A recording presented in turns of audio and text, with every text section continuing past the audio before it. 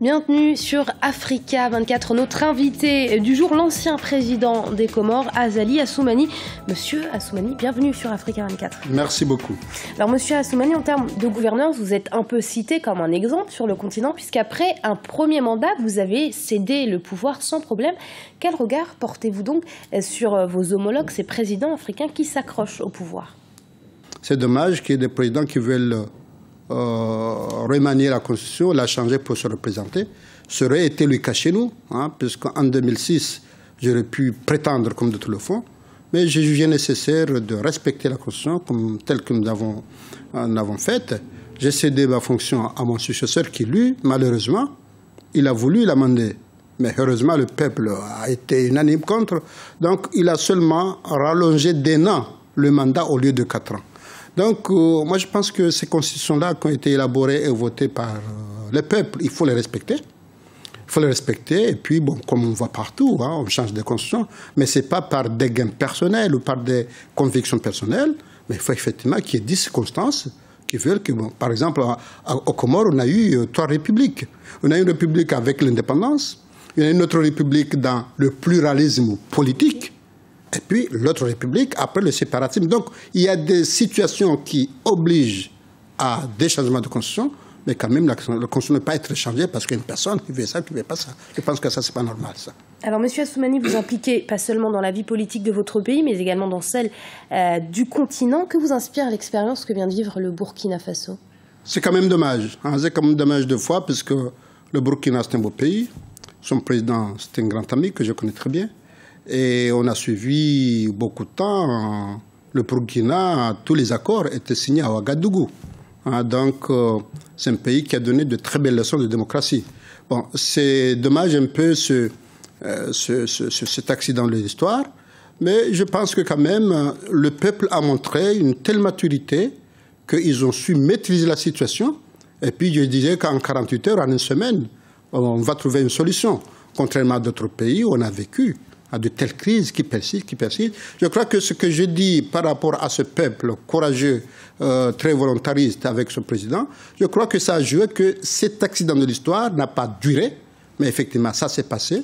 Bon, c'est comme on dit en dents de scie, et j'espère, comme on veut de l'apprendre, j'espère, je les encourage, je les félicite qu'ils aient trouvé une issue pour aller effectivement à une situation tout à fait normale. Un document a été adopté à l'unanimité pour la transition. Quel conseil justement donneriez-vous pour une transition rapide, efficace et apaisée surtout? Bon, est-ce que j'ai beaucoup de conseils à donner? Je ne sais pas. Mais d'abord, les gens qu'on choisit pour la transition. Il faut faire le choix des gens convaincus, des gens dont c'est l'intérêt du pays qui les motive. Parce que ce sont ces gens-là qui jouent le jeu. Mais la plupart du temps, on a dans des organes de transition des gens qui sont déjà candidats, des gens qui sont déjà ceci ou cela. Ce qui fait que dans cette transition, au lieu d'aller dans l'intérêt général du pays, humainement, chacun essaie de voir un peu son propre intérêt. Donc moi, le principal conseil que je donnerais, c'est que les gens de la transition ne soient pas candidats aux prochaines élections.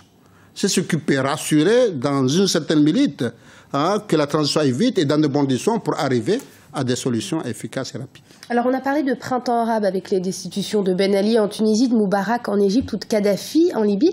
Est-ce qu'on peut parler d'un processus, d'un phénomène de ce genre en Afrique? Avec le Mali, après François Bozizé en Centrafrique, Blaise Compaoré aujourd'hui au Burkina Faso? Pourquoi on me pose la question aujourd'hui? On ne l'a pas posée avant. Bon, je crois que la similitude n'est pas complète, mais dire que des présidents ont été d'un côté ou de l'autre, bon, on peut toujours essayer de comparer, mais parler d'un président africain, je ne pense pas que ça soit le cas. Moi, je pense que les Africains, il ne faut pas oublier l'histoire. À un moment donné, c'est des gens qui se sacrifiaient pour l'intérêt général de leur pays. C'est des gens qui, à un moment donné, se disaient non, c'est pas ça. Donc, ça s'est passé de beaucoup de temps en Afrique. Mais on a attendu que ça se fasse maintenant dans le monde arabe pour essayer de faire la comparaison. Je crois que ce n'est pas normal. C'est nous qui avons commencé. Je crois qu'il y a beaucoup de pays africains, il y a des gens qui sont sacrifiés parce que ça n'allait pas pour qu'il y ait un changement. Quand on sont fiers des grands Lumumba et ces gens-là, d'abord, aux années de l'indépendance, quand même, L'Afrique a montré sa volonté, ses capacités à aller sur l'intérêt commun, l'intérêt général. Et je crois que la comparaison est un peu gratuite. Bon, on l'a fait. Moi, je ne la partage pas. Moi, je dis, nous, les Africains, l'histoire nous a montré qu'à un moment donné, on peut se sacrifier, on peut se battre pour l'intérêt de son pays. Bon, j'espère que ça va se passer dans de bonnes conditions, comme ça passe ailleurs, et que ça ne se passe pas dans des blessures et puis des morts. Monsieur Assoumani, merci d'avoir répondu à nos questions sur Africa 24. Merci beaucoup. Quant à vous, merci de nous rester fidèles. L'info continue sur Africa 24.